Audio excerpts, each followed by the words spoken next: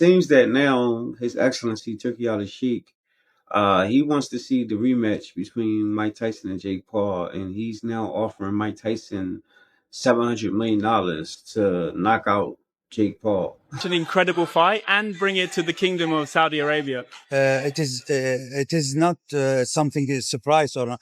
We have a lot to fight. It appears that His Excellency Turkey Al wants to see Mike Tyson and Jake Paul rematch, and he is now offering Mike Tyson $700 million to defeat Jake Paul in a spectacular bout and bring it to the Kingdom of Saudi Arabia. It isn't shocking, or we have a lot of fights ahead. The first scripted fight had fans excited to see Tyson return and knock Jake out, especially with that huge payday on the table. The first fight barely made $20 million, so going from that to a $700 million offer is definitely a pretty wild leap. But who needs competition when you can just avoid it for the right price? Jake Paul just called off his unofficial rematch with Mike Tyson, and to be honest, are we really shocked that Tyson was offered a ridiculous $700 million for this fight but surprised that he backed out? Offering Mike Tyson $700 million to knock out Jake Paul. And it's all coming from... This is where experts used to present Mike Tyson, and now he's paying him $700 million to knock out Jake Paul. However, many think it's just another ostentatious money grab, and the fight lacks authenticity because once you lose faith, there's no turning back. The champ, it was like people don't understand what a champ he was. Like he wasn't just the heavyweight champion of the world. He was an executioner. The YouTube star turned boxer decided to end what could have been the most anticipated rematch of the year. And no, this isn't just about strategy or scheduling conflicts. The drama is deeper, messier, and honestly far more entertaining than that. When he was a kid, it seemed like people didn't understand what a champ he was. He wasn't just the heavyweight champion of the world, he was an executioner.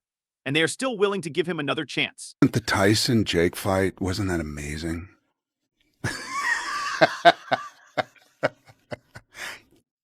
Yeah.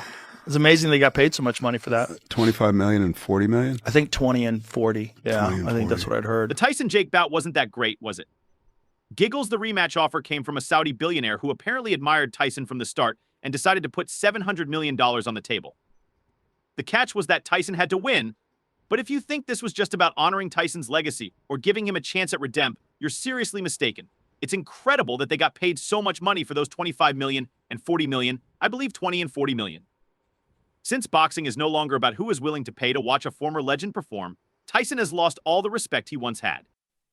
The tycoon had the gall to make fun of Tyson's past by bringing up one of his well-known stage defeats and suggesting that if you can lose for money, you can win for it as well. To continue the battle, poke the like button and subscribe button. That now His Excellency Turkey Al Sheikh, he wants to see the rematch between Mike Tyson and Jake Paul, and he's now offering Mike Tyson $700 million to knock out Jake Paul. What does Jake Paul do in the face of this chaos? It appears that His Excellency Turkey Al wants to see Mike Tyson and Jake Paul rematch, and he is now offering Mike Tyson $700 million to knock out Jake Paul. Boxer, yes. People mocked me when I was saying that before, but now I think people are coming around. Is he an actual boxer?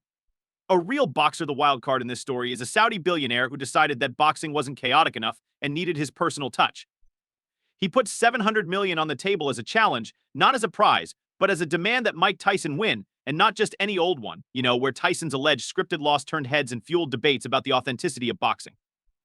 This billionaire wasn't just sipping tea on the sidelines, though he practically dumped the kettle on Tyson of. If I let him win, he gave me $10 million. Well, else I would have knocked him. Of course, let's talk about Jake Paul, the man who built a boxing career on meticulous calculations, carefully chosen opponents, and a flair for drama. I let him win because he offered me $10 million, but otherwise I would have knocked him out.